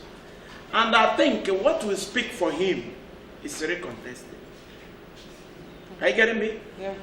If Nigerians actually believe in what he is saying, they should vote him back. Then if actually all his professing is fake, both the change, both the security, both the corruption, both the minimum wages, Nigerians should honorably vote him out. But ordinarily, he has the right to recontest. Yeah, sure. Hence, he believes that he is healthy and fit. And at least he's the incumbent. He has the power to recontest, hence the Constitution permits him. Okay. Now, Prince Chilaka, as a security person, I want to ask you this question again. Though I've asked you, but I want you to throw more light on it. Okay. You know why I asked you why you think the president is being misinformed?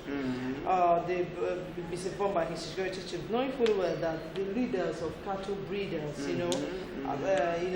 association have reportedly claimed responsibility, for the attacks, and even one of impending more attacks, So why is it that the president is now coming up to tell us that these are the documents, even when they are breeders, they've claimed the responsibility of the attacks? I still put it categorically to you that he's trying to be defensive.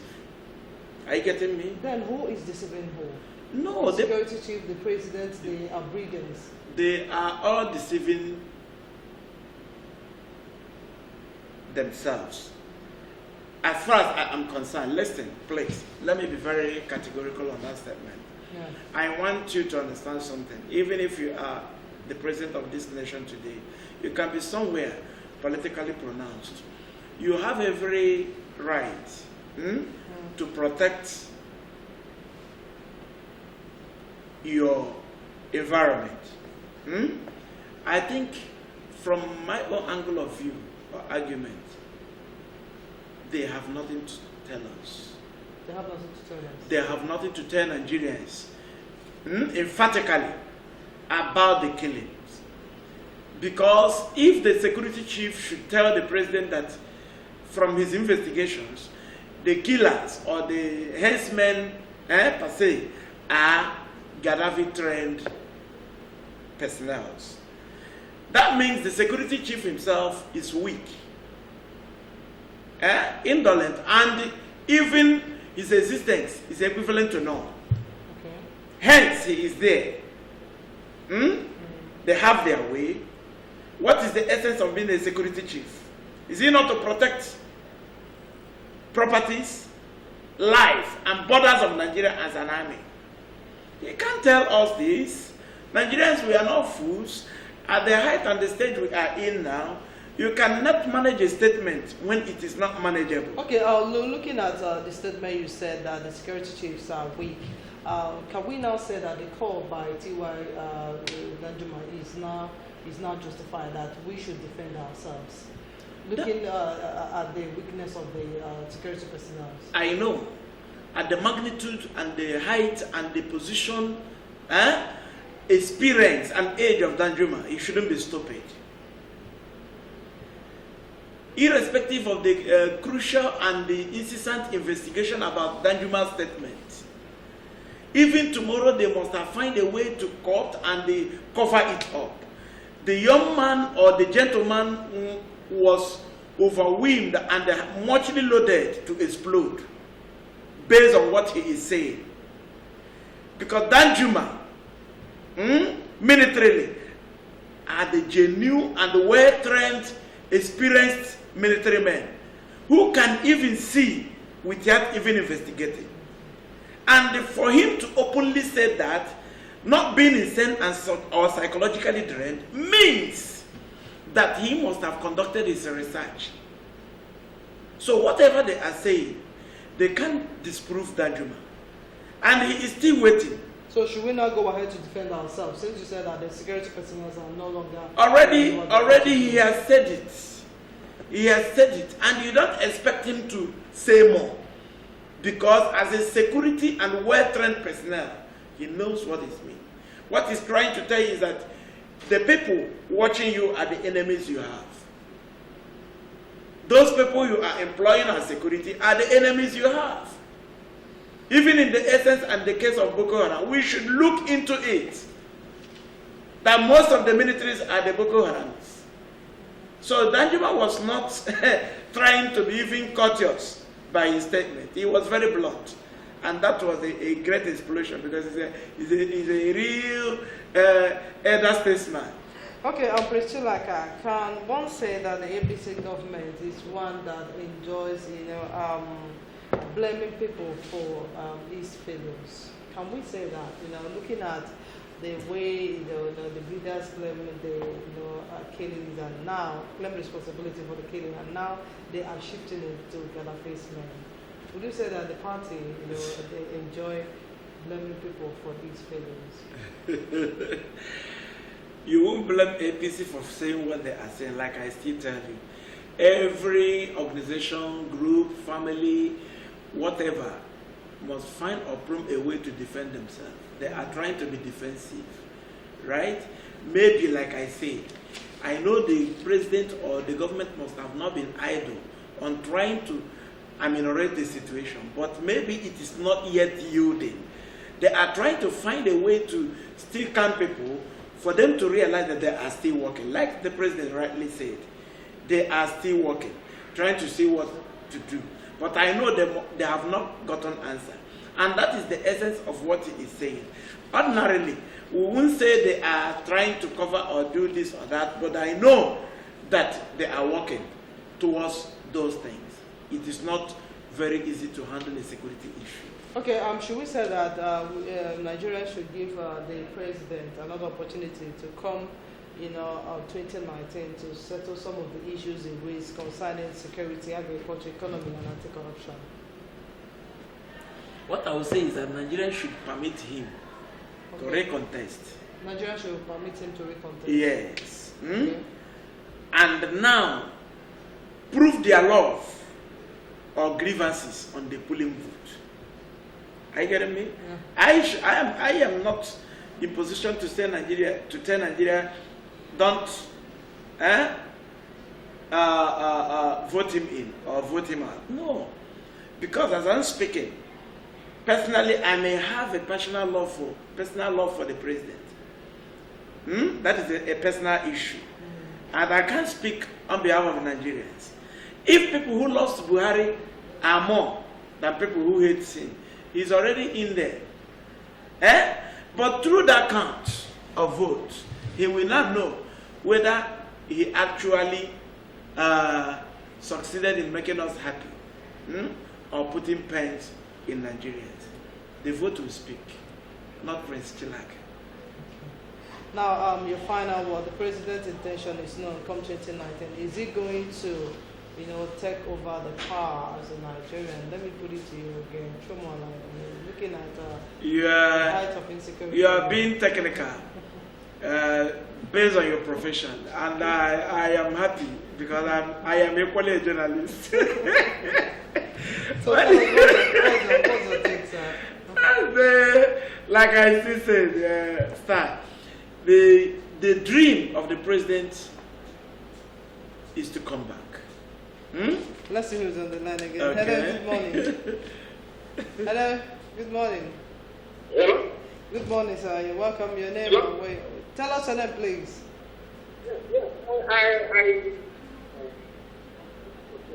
I want you to keep your phone. Hold on, Chemela. Chemela, we can barely hear you. Hold on, Chemela. We can barely hear you. Just keep your phone very well so that we can hear you. Okay? Okay, fine. We can hear you right now. You say that you can allow the man to contest. A man that will speak and people, IPOB as a terrorist group, and has refused to speak and the security chiefs 324 hours to claim IPOB as a terrorist group. And now, terrorists coming from outside Nigeria, you cannot pronounce them terrorists. And he's telling you that those that love you will go for you. I don't think you're getting this. Some of what we let the man as a but a man that was not big, everybody was saying, it's also an aspect of Biafra and terrorists.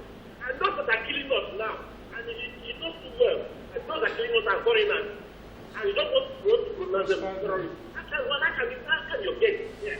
Ask those that love you. That's the point to kill us. Okay, let him react to that, Chairman. Thank you so much. Priscilla, I react to what Chairman said. Why is the president finding it difficult? Since he knows that the people killing Nigerians are foreigners, why is he finding it so difficult to prescribe them terrorists, just like he did to IPOB? No, the truth about it, like I still tell you, that he is not sure of what he's saying.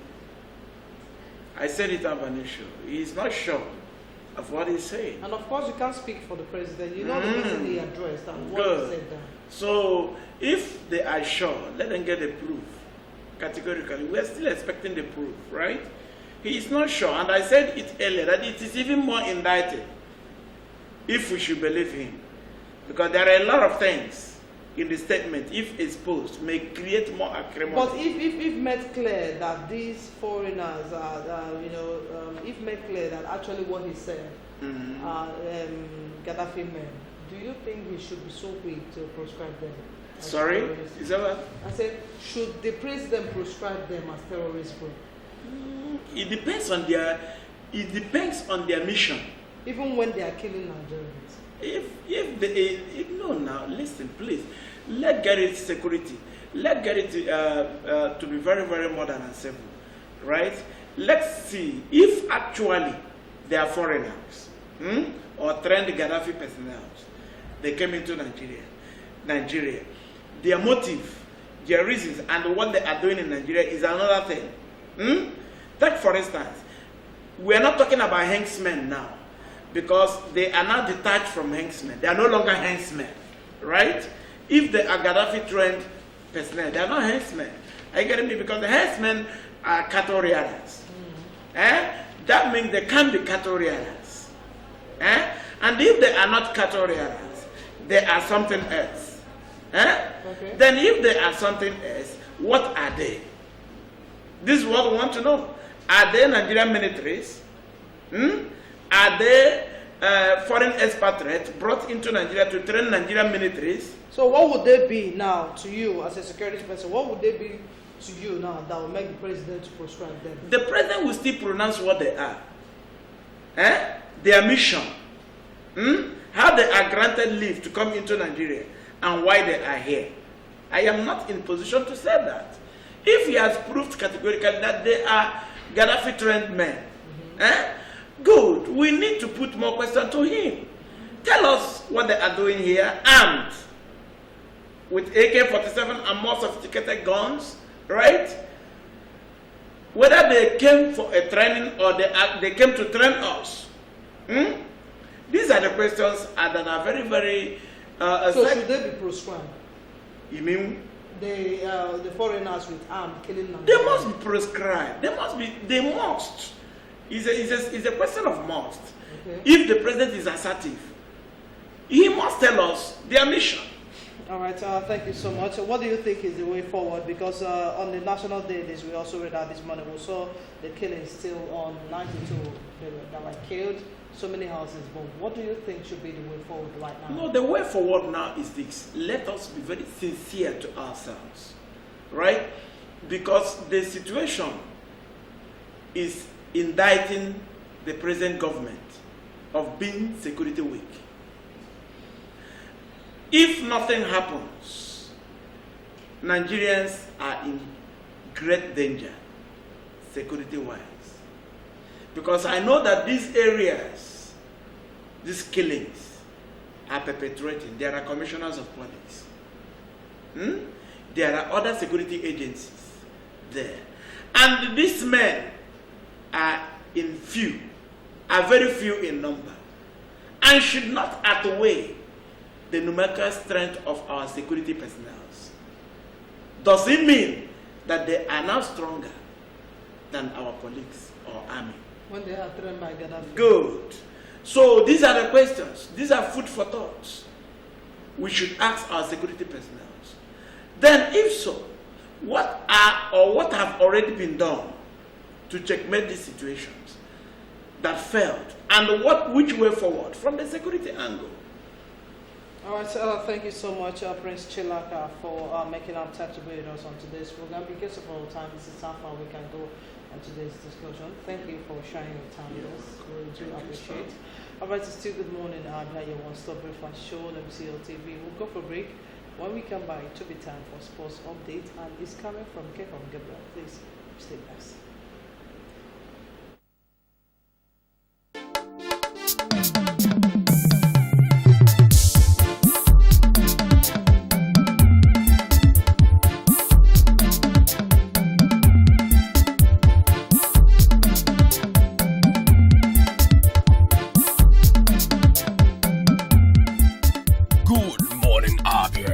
One-stop breakfast show on TV.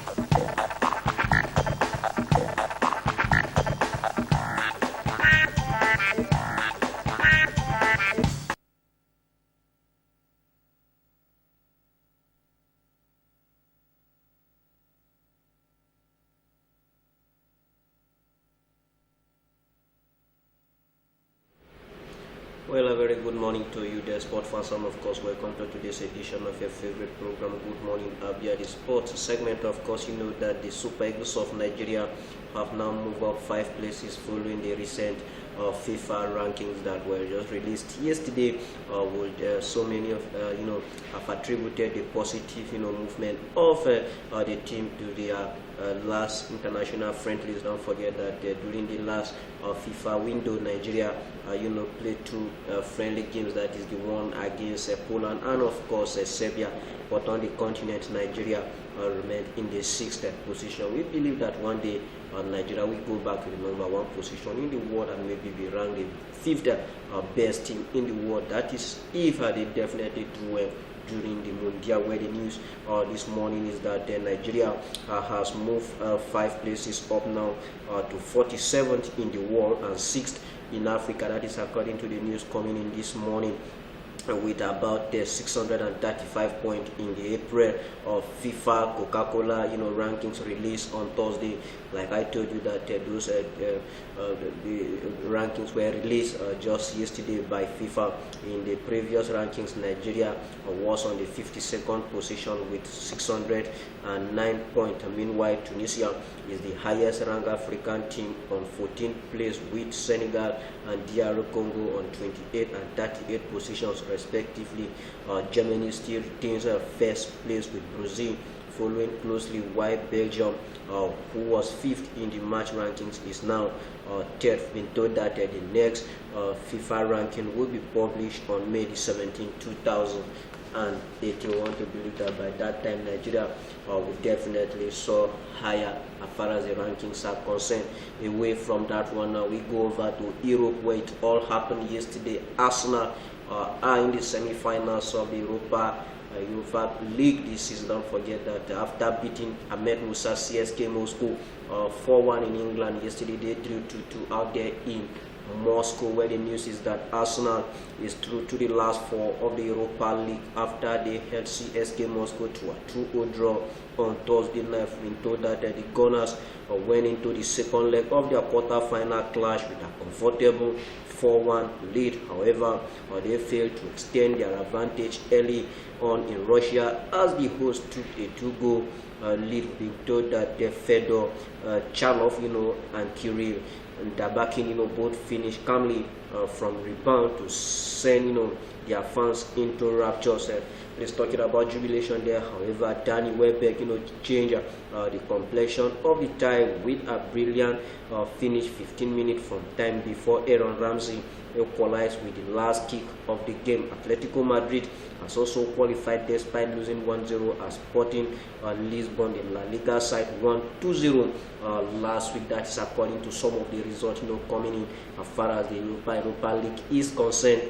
Last season, Manchester United won it. Arsenal did not qualify for the Champions League after 21 years of their presence in that competition. We then need to win the Europa League, to stage a comeback to Europe Premier competition. That is talking about the UEFA Champions League. Whatever happens, we'll do well to always bring you up to speed with that part of the world. Then we'll go over to athletics, where it is happening, and the Commonwealth Games. Team Nigeria are really doing well there. Don't forget that before the wrestler took to the boxing ring. That is talking about the president of the Nigerian Wrestling Federation, Daniel Igali, did promise us to expect a good outing from the athlete there, and I'm sure they did just that. Well, we've been told that Nigeria won 3 medals in the wrestling competition at the Gold Coast 2018 Commonwealth Games on Thursday. We've been told that Blessing Onyebuchi won silver in the women's 76 kg freestyle after she lost to Olympic champion Canada's Erica Welbeck 4-2 in the final. We've been told that Bose Samuel and Wilson Ebikwemo, both won bronze for Nigeria.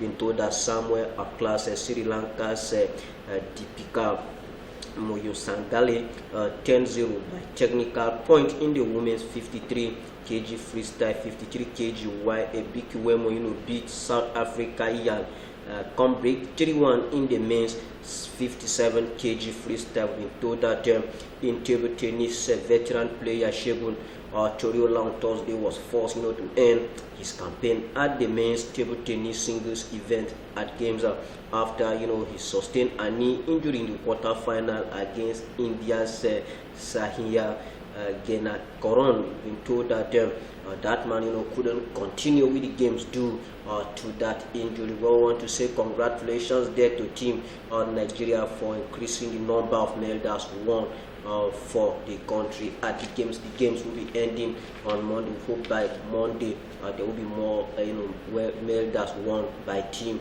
Nigeria. Away from that one now, still talking about the Commonwealth Games, where news reaching MCS Sport Desk has it that the fear has now greeted the Nigerian contingent in Gold Coast. The camp has been gripped by fear following the disappearance of many African athletes. Don't forget that we've been hearing reports of how some Cameroonian athletes have absconded from their camp out there in Australia, where the news this morning is that rumors circulating about a potential disappearance of some Nigeria athletes at the 2018 Commonwealth Games in Australia has reportedly sparked anxiety among sport ministry officials at the competition. We've been told that Cameroon was thrust into the spotlight during the week after 8 of its 24 athletes for the games disappeared from the games village without traces. Commonwealth Games officials have condemned the development and expressed their disappointment that some of the missing athletes abandoned their event and report in some section of the Australian media claims some Rwandan, Uganda, and Sierra Leone athletes have also gone missing. Nigerian officials are said to be very disturbed by the development and have moved to save the country an international embarrassment, saving them embarrassment, by ensuring that no athlete disappears at the game. And I've been told that the permanent secretary of the ministry, Olusade Adesola, who visited the athlete in the games village on Thursday. That man visited them on Thursday, advised them not to emulate their Cameroonian counterpart. The permanent secretary of the ministry, told them that they should always try and put Nigeria first, which is the country they are out there to, of course, represent. And the news also says that the Minister of Youth and Sport that is talking about Solomon Dalong is not happy with the athletics team that have won only one silver courtesy of Chukwebuka, in Ekwachi in the men's shot put. Dalong is of the opinion that the athletics team should have done better than they have, done. We want to believe that before Monday